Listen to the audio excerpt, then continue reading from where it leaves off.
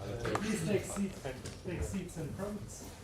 Are we good with the camera? With the live Yeah. stream? Are we live? We're live Great. from this moment. Oh yeah. We are live streaming, so if anyone is not okay with this, please make sure to not go into the camera. There's a microphone. And notice me. The format for today is this is a ZK Meetup series and the 20th instance, a very round one. And we will start with a quick talk by Thomas on TLSNotary and ZK.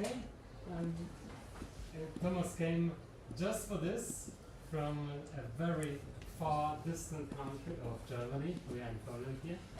And after the talk, we'll have a quick bite, some pizza, some drinks, super sauce to those. But we will also have the opportunity for questions after, unless you prefer to take questions as we go. Let's probably do it after once everything becomes more focus on the question. Gotcha. Other than that, a huge thanks to Ethereum's ESP ecosystem support program for supporting zkWarsaw.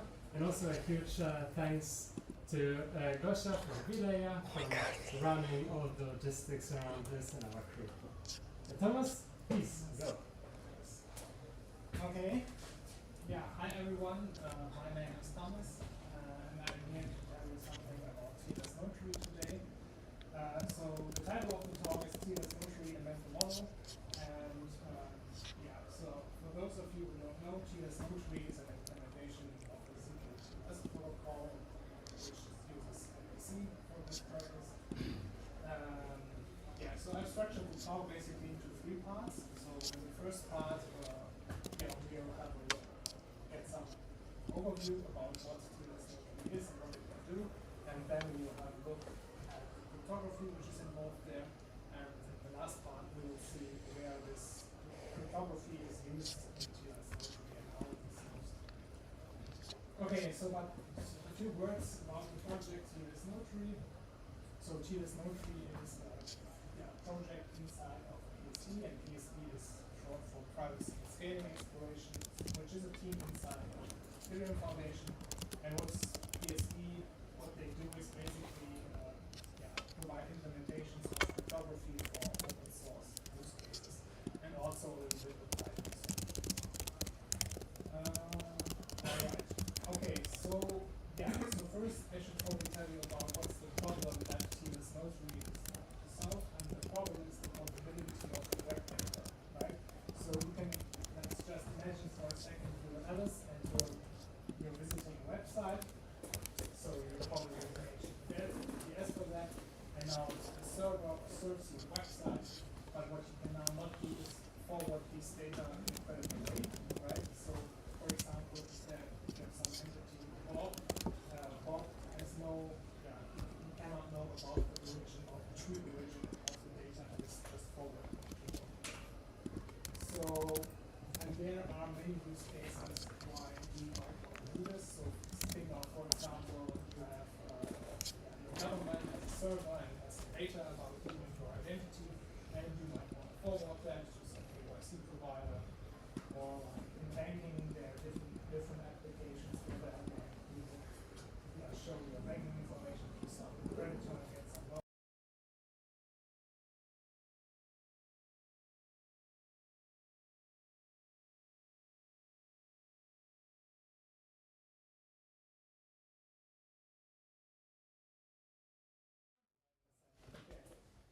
So what's maybe, for those of you who don't know what's TLS, I mean, if you have the internet, you have this TCP/IP protocol, which basically ensures that you're connected to another machine, and that it reaches the connection and the bandwidth which it uses.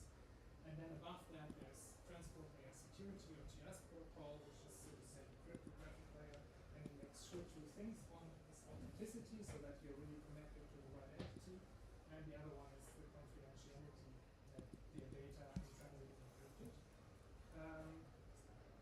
So and when you connect to your website, you use HTTPS, which is HTTP with TLS below. Right. So, and coming back to the beginning, we get this authenticity and confidentiality, but what cryptography for that, which is about non-verification. So Bob has no, he can't know about where this data are from. So to answer this question, what's the reason for why this doesn't work is because TLS ultimately uses symmetry cryptography for the encryption and decryption. So that means that Alice has the same key like the website or the server. So Alice can just come up with some arbitrary data, encrypt it, and then basically send it to Bob and pretend it was some private website or so. And now we come to the bright future, TLSNotary. So Alice basically runs a normal TLS connection with the website, and then Alice runs this TLSNotary protocol with Bob. We will see in a second what that means in detail. But you get authenticity and confidentiality of the TLS data like before, but now you get some nice features on top.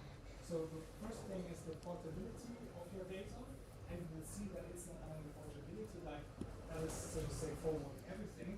You also get some sort of degree for the privacy, or basically you can do some assertions about the data it's acknowledged. You can only selectively disclose parts about that.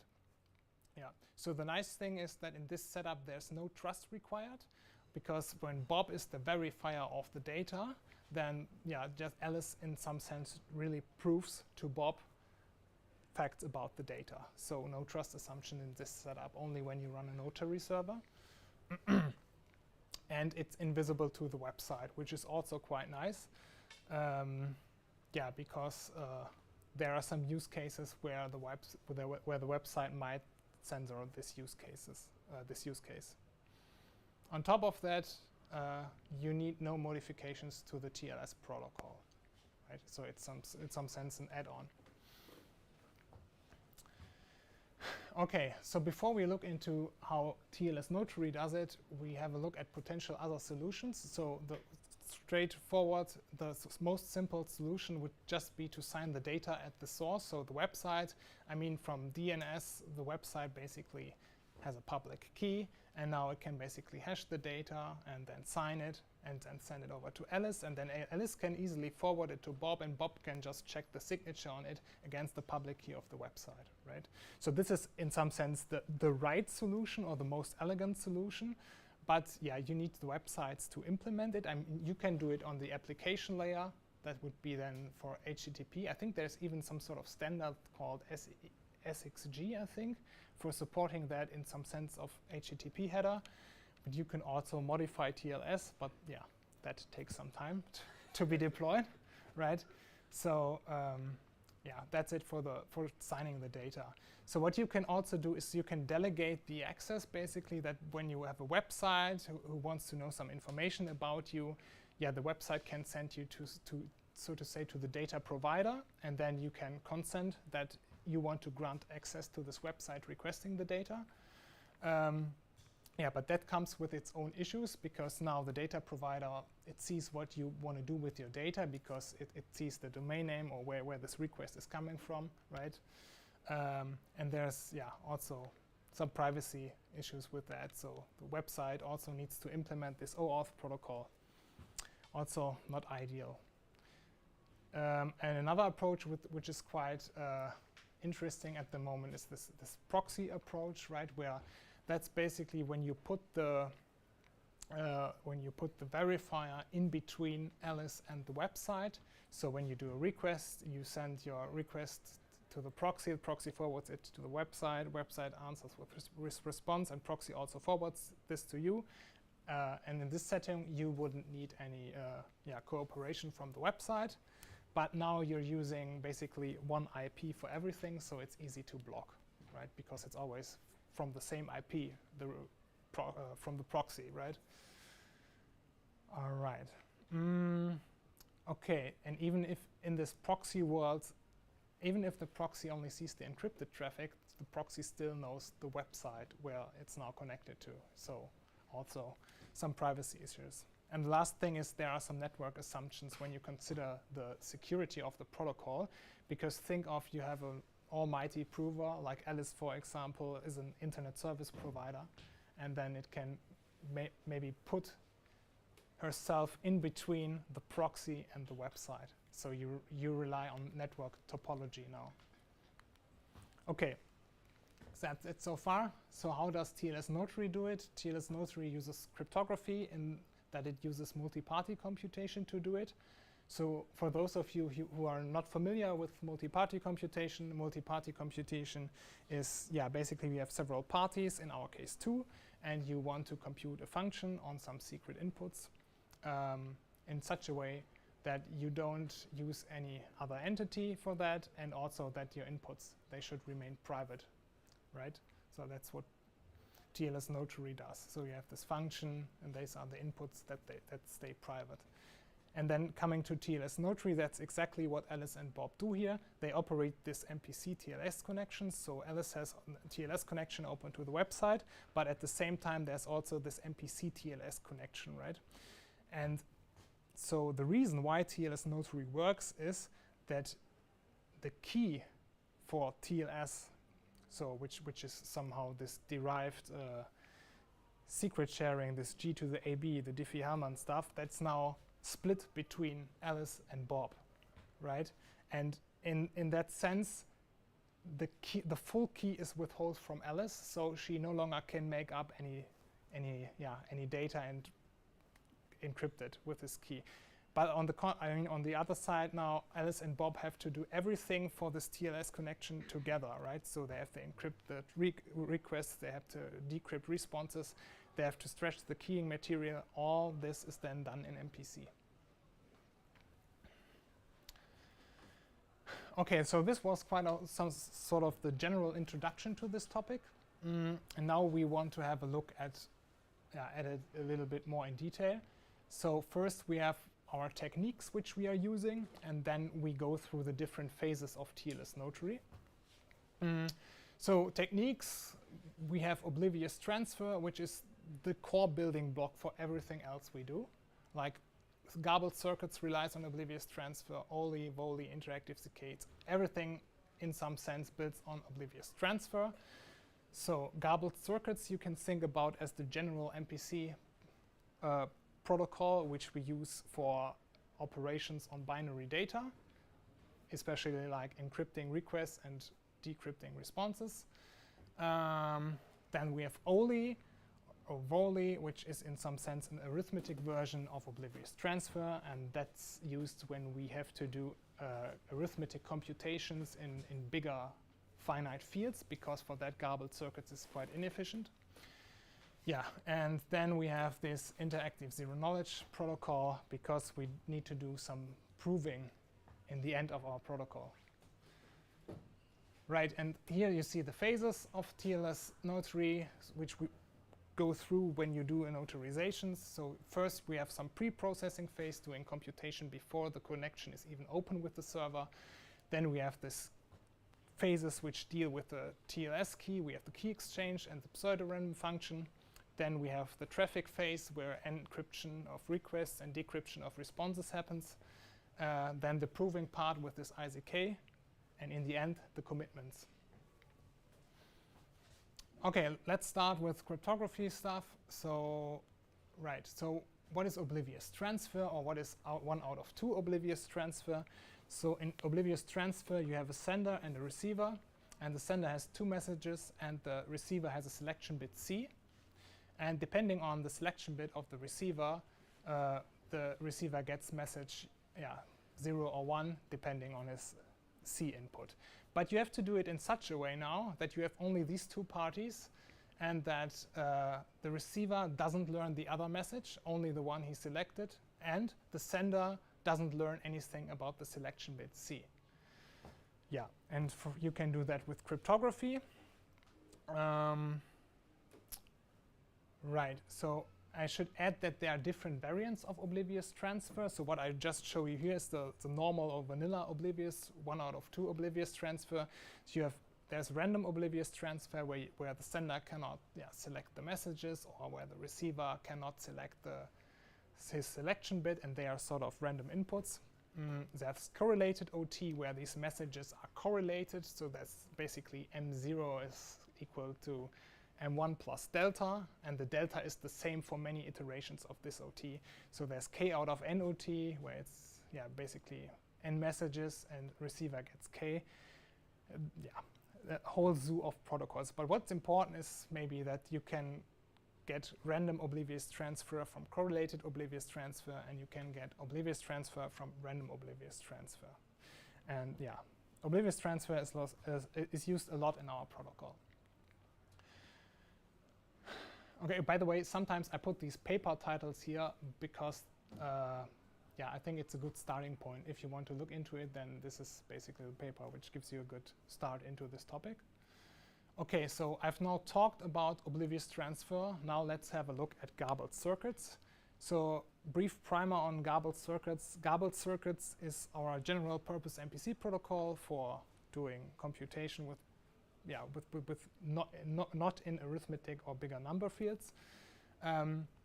And the good thing about garbled circuits is that it's quite efficient considering it as an MPC protocol, because in MPC you usually have the problem that, I mean, you have some parties, you run through some circuit, and then you always have to exchange messages after some gates in the circuit. And so you always have this latency penalty in your protocol, like, because you have some network overhead, right? In garbled circuits, the nice thing is you send something in the beginning to the other party and you send something in the end, but it's not really depending on the circuit size. And especially for two-party setups, garbled circuits is quite a simple protocol. So it's ideal for our use case.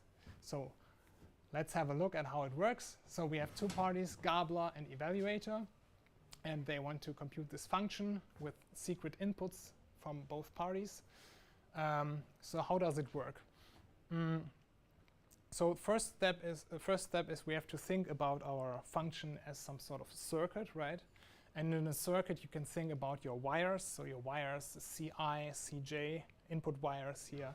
CK would be an output wire, and that would be a gate, right? Let's think of an AND gate. And it helps to think of this gate as a truth table, right? So for an AND gate, you have 0, 0, 0, 0, 1, 0, 1, 0, 0, 1, 1, 1. Hope that was right. And now the truth table, if you consider these values as just zeros and ones flying through your circuit, then this truth table is always the same, right?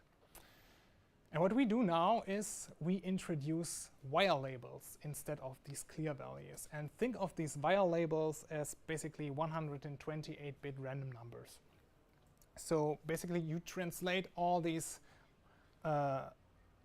clear values into these random numbers. And then these gates are now different because now they don't map zeros and ones, because now they map these wire labels to each other. And that also means that an AND gate here in the circuit is in this form now different than an AND gate there, right?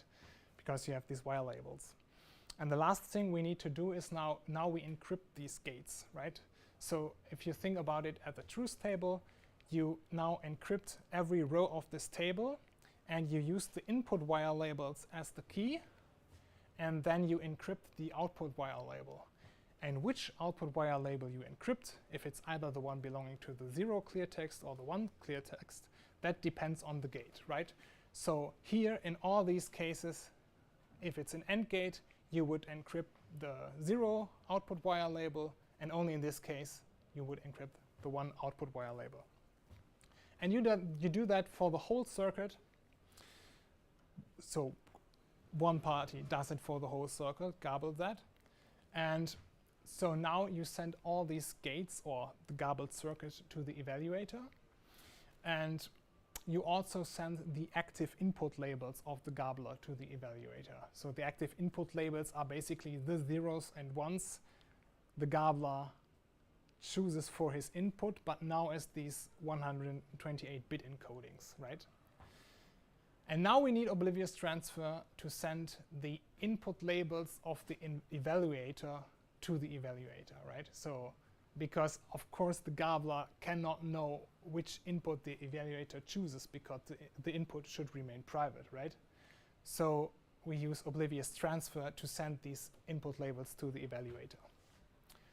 Yeah, and now the evaluator has everything. It has basically the first layer of the circuit, and then it can start encrypting and walk through the circuit.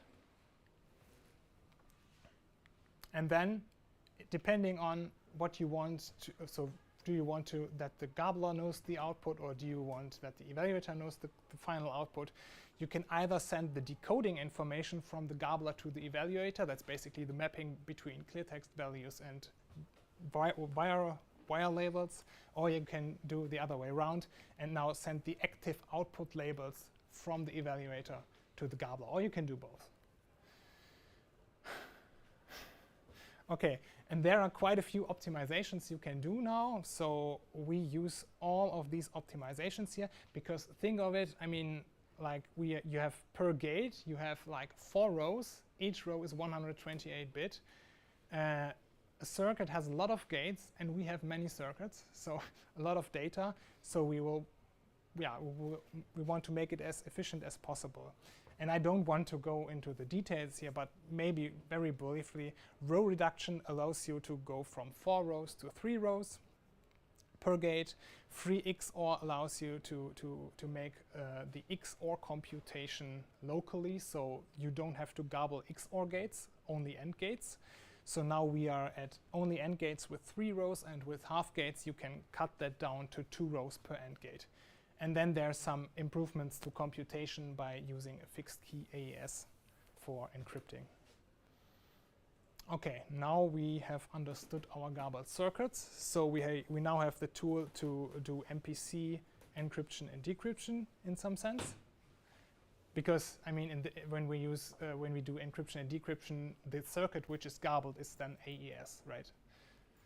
I mean, it depends on which cipher suit in the TLS is used, but TLSNotary currently only supports AES.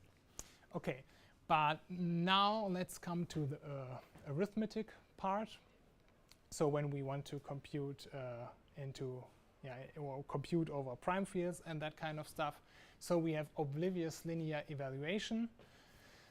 What's that? So you have 2 parties, sender, well, let's not say sender and receiver, just 2 parties, A and B, and they have their inputs A and B, and they have their outputs X and Y. Sometimes X is also an input, but let's not get into the details here. What's important is that PA doesn't know anything about B and Y, and PB doesn't know anything about A and X.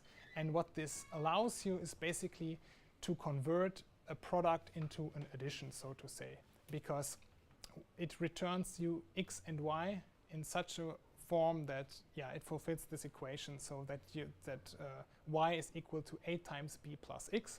And if you rearrange that, and we ignore the minus for here because you can rewrite it as Y plus minus X, then you have your inputs which are basically a secret shared product, and you arrive with a secret shared sum. So that's why this is also called M2A when we talk about that, because it converts from multiplication to addition.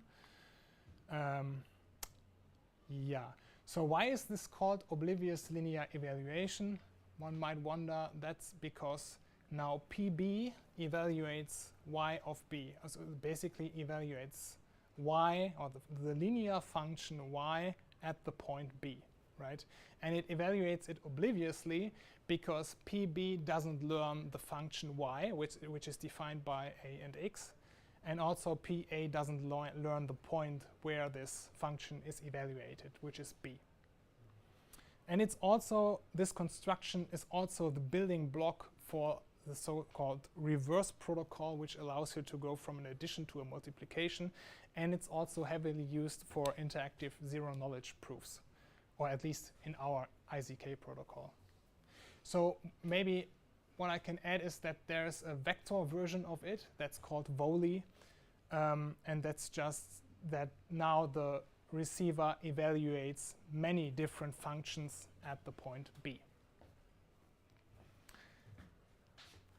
Which is much more efficient than evaluating them individually. Correct. Right. Okay, so that's it so far for. We shouldn't want to take questions. No question, only in the end. Okay, so now we have looked into, so to say, the core building blocks for cryptography. Now let's look at it's the TLSNotary protocol. So the first thing in TLSNotary is the pre-processing phase. So what does it mean? Like, think of MPC, we need to do a lot of computation, and when there you have an open TLS connection to the server, there might now be the problem that you run into timing issues because you keep the connection open for too long, right? And then the server will just quit the connection, and that's not nice. So we try to do everything we can up front before opening the connection, and this is the pre-processing part. So the first thing you need to do is you specify the expected traffic before, right? So we have these values, max send, max receive, and max receive online.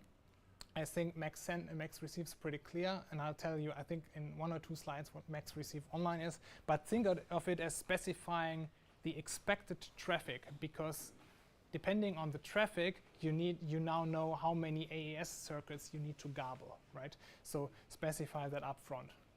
And once we've specified this upfront, then we run our oblivious transfer machinery in some sense. So I showed you oblivious transfer, so you can do oblivious transfer with this CO15 protocol. That's what we use. That's a very simple oblivious transfer protocol using public key cryptography. The thing is now that is not very performant, doing public key cryptography for a lot of operations. So there are oblivious transfer extensions, and what they do is they sort of use symmetric key cryptography to basically boost the numbers of OT, or to artificially blow them up, so that you don't have to do all the OTs with public key cryptography. And we have 2 oblivious transfer extensions. One is COS15, which is a maliciously secure version of the IKNP protocol, which in some sense is, you use, I think, random oracle assumptions and symmetric key cryptography to blow up the amount of OTs you have. And we use these extensions for most of our protocol, so especially garbled circuits, encryption, decryption, and also for the key phase where we use garbled circuits. Right. But when we do interactive zero knowledge, or our interactive zero knowledge protocol is extremely OT hungry, so we have to come up with an even far more efficient oblivious transfer extension, and that is Ferret. Ferret is a protocol which relies on an additional cryptographic assumption, which is LPN, and it has quite some setup costs, but after that, so once you've set it up, it really can produce very, very huge amount of OTs very efficiently. So that's where we use Ferret. And you can think of it bootstrapping it like, first you create your base OTs, then you use these base OTs for the COS extension, and then you use COS for Ferret. What's the Ferret assumption? Learning parity with noise, LPN. Yeah. I mean, that's basically, I think, when you have a matrix and some secret input, and you with secret input vector, and when you multiply that and you add some error, then you get some output, and without knowing the error and the secret, you cannot really differentiate, I think, the output from just a random vector. Hope that was correct. Okay. So now we have done our OT setup, and now the prover, because he knows the traffic which is now expected, we can garble all the circuits before opening the connection, right? So especially this is encryption and decryption circuits, and also in key exchange and for PRF we have garbled circuits. And you can also set up the interactive zero knowledge protocol, as it's mostly like, I think, correlated oblivious transfer in the beginning. Yeah. Okay, so now we have done our pre-processing. Now we open the connection, and now we are in the key exchange. You probably have seen similar things before. I mean, you can think of it as in normal TLS, you have the key exchange. It's just Diffie-Hellman key exchange, right? Public key one way, public key the other way, then G to the AB, and you have your shared secret. And this is, in some sense, two-party, or three-party, depending on how you consider this version of it. So how does it work? So verifier has a public key, sends it to the prover. Prover adds his public key on top, and then sends that both to the server. I mean, for the server, it's just some public key point, right? Some elliptic curve point, right? And then the server sends his public key to the prover, and prover forwards also that. And now the prover and the verifier can locally combine their private key with the server's public key. And then they already arrive at a secret shared version of this shared secret. So you have this G to the AB, but it's now basically split between these two parties.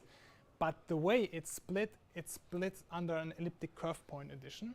And this is not ideal because elliptic curve point addition is not so nice when we do garbled circuits, and it is an input to garbled circuits. So what we here have to do is we convert that from an elliptic curve point addition sharing into just an ordinary additive sharing. Right. And here you see that why TLSNotary works, right? So the prover doesn't have the full shared secret here. So he can't make up any traffic and pretend it comes from the server. Okay. So now basically we have we ended here, and we basically have a secret sharing of the PMS, the pre-master secret. That's this G to the AB. And now we need to stretch it to get the session keys. So you can roughly think about it that this PMS is now your input into a very sophisticated construction of SHA hashes. That's how what the best way to think about it. And here I've brought you what is the pseudo-random function for TLS 1.2 AES GCM. So that's the cipher suite, basically. Yeah, and we have this p-hash function, which is a concatenation of two pi functions. And this pi is just an HMAC with SHA-256. So HMAC is a keyed hash function. So you hash something, but somehow a key is involved there. So when you want to check this hash, you also need to know the key, which is usually kept secret. Anyways, we use it here to stretch the PMS into the MS and then arrive at the session keys. So I will explain in a second what this AI is, but you can think of it, it works like you have the PMS, you put it here into this p-hash value, and what you get out is the MS, and then which is the master secret, and then you have to do it again and put the master secret into this as the key, and then what you will get out are the session keys, right? So these AI are again HMAC calls with SHA-256, which are recursively defined. So this A0 is just some sort of fixed string. It's in the first iteration, it's master secret. In the second iteration, it's key expansion. And you have some seed, which is some sort of per session randomness in TLS, right? So this, I think, 32-byte of randomness from the client, and this is 32-byte of randomness from the server. And you can think about this HMAC call just as a clever way to invoke hash function and working around attacks like, I think, length extension attack is prevented by this HMAC construction. So what you do is, so this H is just SHA-256 call, and you have your key, you XOR it with a constant, concatenate the message, hash it, and then again concatenate the output of that with the key, which you before XOR with another constant, and then hash that. So this is the HMAC call here. And all of this is, like I said in the beginning, think about it as like SHA-256 a lot of times in some sophisticated way. So what we do is we do this in garbled circuits, right? I said input is PMS shares, and now you do this to arrive at the session keys. And the session keys, these are the symmetric keys, which are then used in the online phase for encrypting requests and decrypting responses. Okay, so now we are in the traffic phase. That's encryption and decryption using this AES GCM cipher suite. So AES GCM is just AES in CTR mode attached with some sort of MAC or some tagging mechanism, which is ghash. So that's why I put AES CTR here, because here we look at just an encryption part, and in the next slides we'll have a look at ghash, and this both together is then AES GCM. Okay, let's first look at the request encryption. I think the only important thing here is, so you have the prover with the CWK, that's the client write key, that's part of the session keys. And now both use their CWK shares, and now the prover inputs the plaintext. Then they run this AES-CTR in garbled circuits, and then the output is a ciphertext, and you output the ciphertext to both prover and verifier. Yeah, and then the prover can send over the request to the server. So response decryption is similar, but a little bit different. Also prover and verifier. Now instead of client write key, you have the server write key. And input is the ciphertext. The ciphertext is a public input. That's why both parties input it here. You run AES-CTR again on this. And then what you get is the plaintext, but this time you only return the plaintext to the prover, not the verifier, because yeah, you don't want to leak any information about the traffic. How? How is this ensured? What? It seems like the verifier could get the plaintext too, right? No, because I mean, what you see here is garbled circuits, and depending on if you send the decoding information or if you do it the other way around, this basically determines who gets to see the output. So we have here, coming back to a few slides before, where we had this max received online, max send, max received online. So here's an optimization you can do, which we call deferred decryption, and it's enabled by default in TLSNotary. So that means when you just have a request and a response, so no more cycles, request, response, so just request, response single time, what you can do is you can defer the decryption until after the online phase.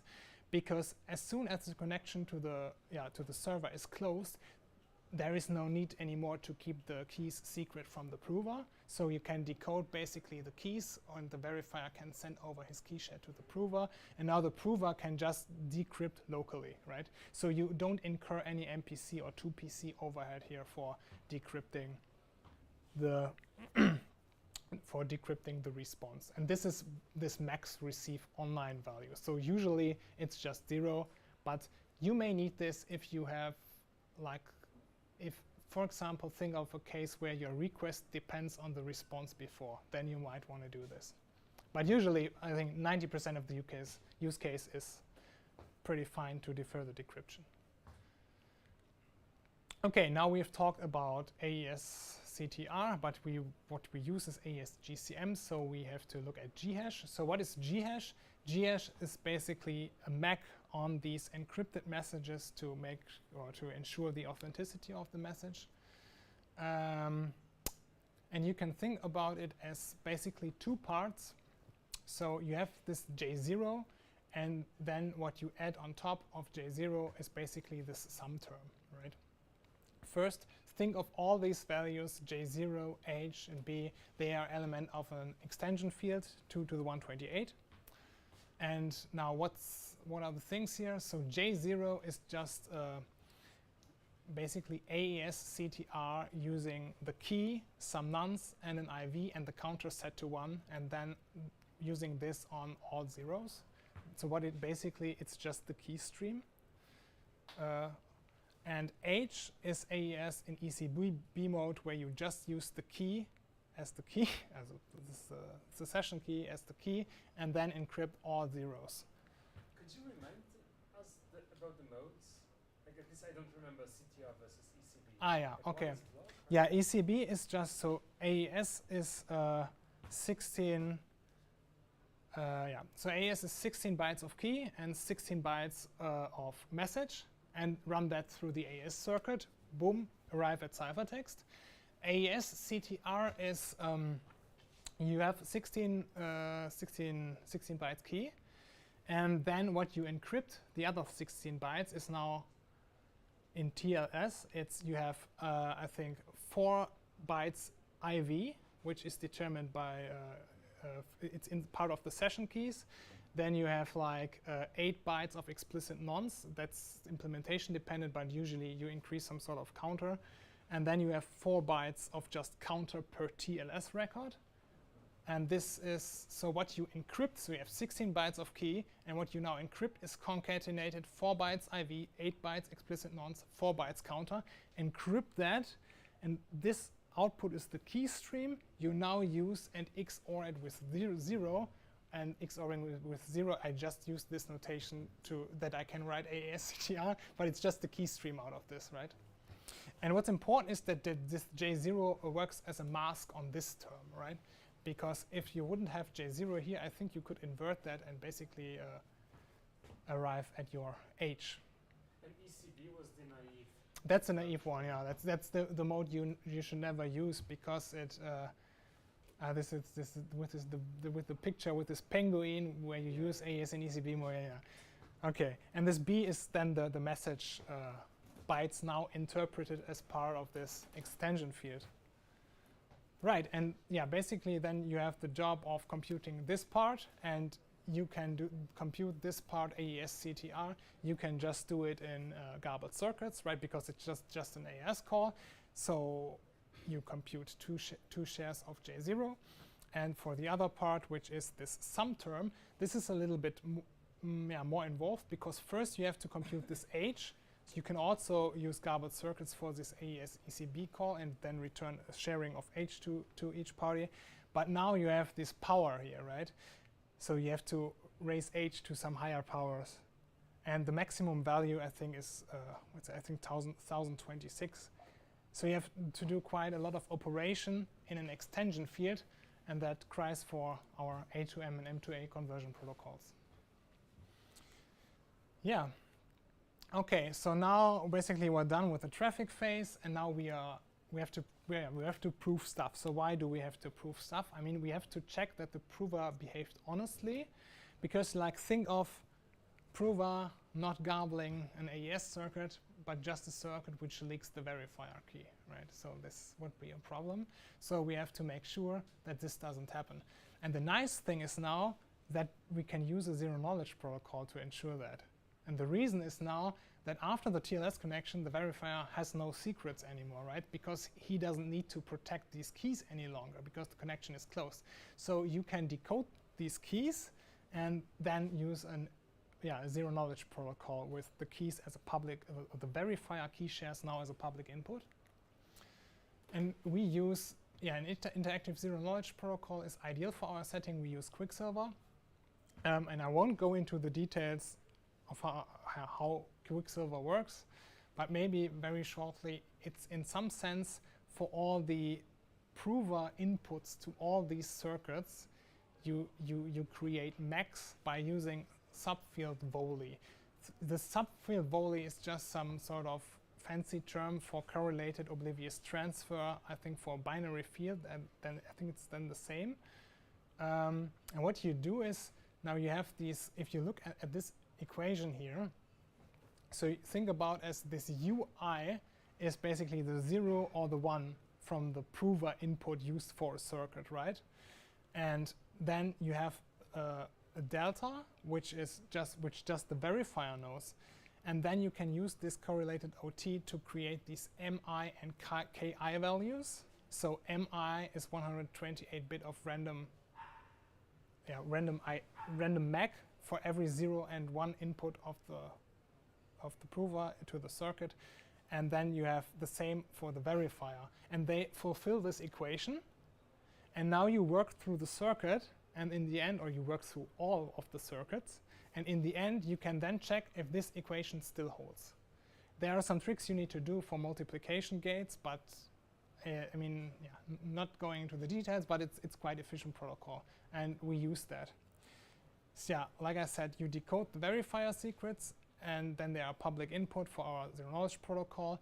And what we do now is basically we prove all garbled circuits computation, and also the prover has to prove that he knows the clear text of the server response. I mean, if you think back to this decryption, when I showed you this picture of the decryption, the plain text was only returned to the prover, right? So that's the reason why a prover now has basically to prove that he really knows the clear text, and that it encrypts back to the cipher text which was observed by the verifier. Yeah. Maybe interesting to mention here is this optimization, which is called the decode server write key for verifier. So we haven't implemented it yet, but the idea is so if the server response has no secrets, like if there isn't anything inside the server response the prover wants to hide, so basically if it's public, what you can do is you can use the server write key and basically return or decode it for the verifier. So and then the verifier can basically just can just encrypt or decrypt the server response on its own, and then you don't have to do this second step. And this optimization together with the deferred decryption allows you then basically to notarize, you don't incur any overhead for notarizing megabytes or gigabytes of data anymore. Why interactive, ZK? I mean, we anyways have to, because of the TLS notary setup, you anyways have to, I mean, you wouldn't really have any advantage from using snarks in this situation. So in considering performance numbers, this is the ideal use case. Okay, so yeah, now we are nearly done. We only need to create commitments. So yeah, how does this work? So first we have these keys here, right? These are the keys from the verifier, and these are the max from the prover. And now you adapt these keys so that you can derive them from a single PRG or from a single seeded PRG, and then you can send the delta of the now new PRG, the new keys, and you add this original key, and you send it over now to the prover, and this allows the prover also to adapt his max. So the idea is just that you can derive all of these labels just from the PRG with a single seed. And now the prover can create commitments for the traffic, right? He creates blinded commitments and includes them in a Merkle root, Merkle tree, and then he sends the Merkle root to the notary. And now the notary creates a signed attestation. So there are many things in this attestation, but for now let's just concentrate. So what's in this attestation? You have this secret from the PRG, you have this delta. The delta is basically this, and that's what you need to go from the 0 encodings to the 1 encodings. Right, and it includes the Merkle root. And then the notary sends this signed attestation to the prover. Yeah, and now the prover has the signed attestation, and now he's able to create presentations for verifiers. Yeah, so I mean, the commitment form we are using here, right? This is basically these garbling labels, or these this 128-bit wire values. But at some point we want to support other commitments, like probably SHA-256, and we also talked about maybe supporting AES commitments, so like the ciphertext itself. Yeah. Well, not, but probably SHA-256 probably most important for the next time. Yeah, I mean, that's it. Thanks so far. I mean, I've put here some links, like this is our website, then we have a proof explorer where you can check basically what's inside a TLS notary proof. We have some documentation we need to improve. This is our library, and we have some JavaScript bindings and also working on a browser extension. Yeah, thanks.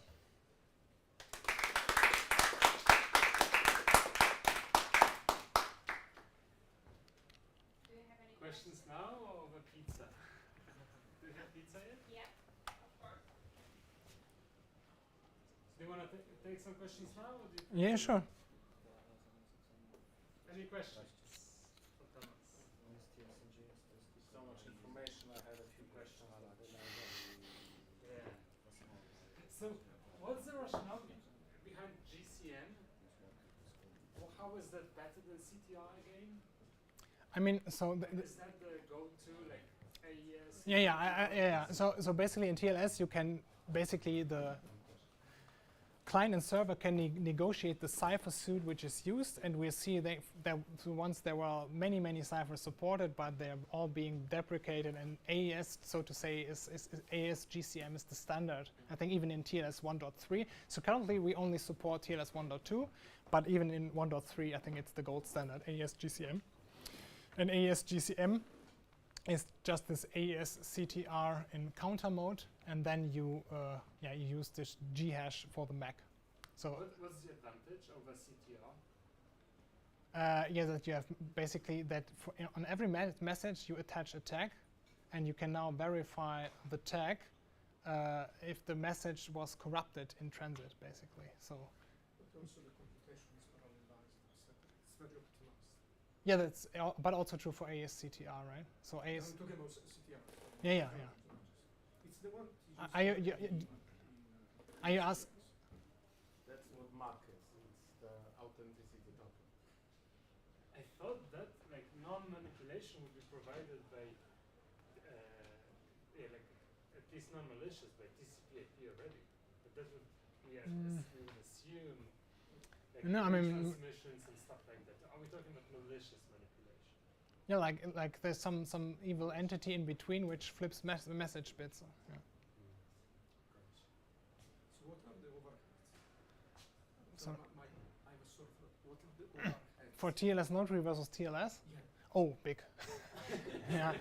I mean that's always the problem. Like especially. I mean, I understand there must be a trade-off, right? Like we are doing private voice, but what's the ballpark? Yeah, what's the ballpark? I mean, like in running time or? Yeah. I think bandwidth is the only thing you really think about, right? Yeah, I would say it's between 10 and 100x. Okay.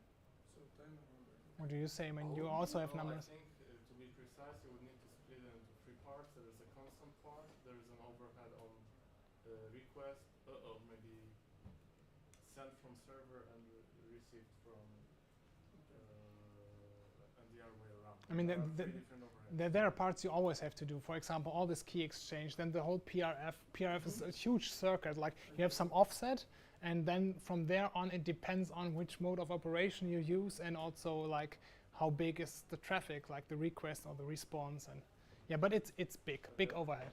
The exchange itself is how much bandwidth? Sorry. The key exchange itself is how much bandwidth? Do you remember? I lie. 50 megabytes? Yeah, 50-60 megabytes, I think. Just the key exchange. But that's more than 100x. 100. Yeah, I mean, okay, if you put it like, I mean, it was like you have a small request and a small response size, then I think you're in this ballpark. Yeah. And then there's 10,000 on request, I think. So it's 50 megabytes. Just for the key exchange. Or the Bandwidth. of upload. That's also a problem. Because you know the experiments with the cryptographic agility that they did, Google did with the TLS, etc. No. So when you try to make a TLS post-quantum, and basically you change, you don't use ES anymore, but you use CAM, and so the key sizes are much bigger, Yeah. but they are not so much bigger, so you go to 2-3 megabytes, kilobytes. So, and it was then deprecated because it's too slow. So, We need to, and you know who's the winner of that? The internet providers yeah. and cloud computing. Yeah. But I mean, at the same time, you get obliviousness. So, I mean, 10 to 100 for obliviousness, as we are now with obliviousness protocols, it's kind of normal. It's not Do you have an intuition for gobbling? Like it feels like there's two different gobbling steps. Like I struggle to like. Yeah, I can see actually that, but understand. basically this was the intuition. I mean, it's like. So specifically, there's some randomness in the wire labels W, I, and J, and then we also have encryption. Yeah, so, What's yeah, think of it like this part is here to hide the clear text values 0 and 1. Only the gobbler knows it, right? But now the thing is, if you wouldn't encrypt the circuit, the evaluator could basically move from the true path. He could at some point basically flip a 0 to a 1 and then evaluate the circuit differently than it would have been dictated by the inputs he used. Yeah. So you have to basically encrypt it to ensure the path through the circuit. And how is the randomness for the wire labels created to? Yeah, that depends on. So usually you can just use some simple PRG, but then at some point when you use this optimization, especially this, what's it called? I think it's free XOR. Then you use a global delta. So for every, if you use free XOR, then for every while label, you have this, for the 0 while label, you have this random number. And if you want to get to the 1 while label, you add a delta. And the delta is global per circuit. This allows you to make these gates, basically the XOR gates, for free. And this is a constant mapping somewhere, right? What do you mean? How do I get from plain text 0, 1, 1, 0 Yeah. for the input wire into the randomized version of it? Yeah, I mean, you have a PRG. You have this PRG has a seed. So I seed it with the actual like plain text? No, with some, and then you use some running number k, and then for each gate you order that into some sequence. It's a constant mapping table somewhere. I mean, what do you mean by constant? You have to do that. You can only no. I mean, you only evaluate the circuit once. No evaluating twice with different inputs. You have to gobble again. Nice. Yeah. Any intuition for how encrypting a gate even works? Think like this is the truth table. So think of a row like here. You have 128-bit strings, and you use these wire labels, and then now so for example you encrypt the output wire label. Let's assume it's an AND gate. Now what you do is you encrypt the output wire label and use these as a key, right? I think when I focus really hard, I can understand any part of the protocol except the gravity. Yeah, same. Yeah, I think it probably takes. There is a lot of moving parts in gravity. It takes. There is wires, there is encryption, encoding. Yeah. But we're gonna make a zk manager for some departments. And it's ready. But envisioning the encryption when thinking about truth tables, that helps me. Like that makes sense. Like you can't think about hardware anymore. You don't encrypt hardware. Okay, so this is my. I think it's a good intuition, but it's only part of the. Yeah, sure. So I think you have a typo, I think at slider 2. Sorry. I think you have a typo at slider 2. Where is it? You had a point in which you were showing the diagram and you had I think slide PR, number 2.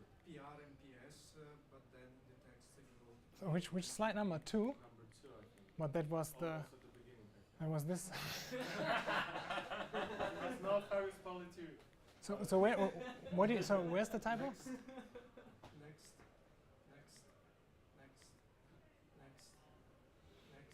Almost two. Next. Here. It should be PA and PP, right? Oh yeah. I mean, yeah. Sender and receiver. Yeah. Because then Here. Now I see. Okay. because you have PA level. Yeah. Not bad. And at some point you said you're switching addition of elliptic curve points Mhm. to some kind of normal addition. How? Yeah. And now we come to the backup part. That's my question. We can go through that. Yeah, let's do it again. Okay. The whole presentation. Okay. So this is the OT protocol, base OT.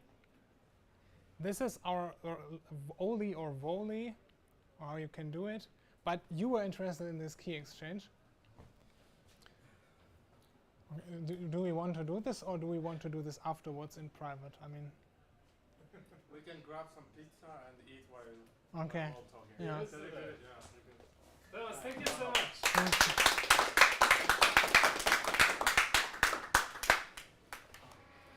Let's do grab some. Super spannend. Vielen Dank. Yeah.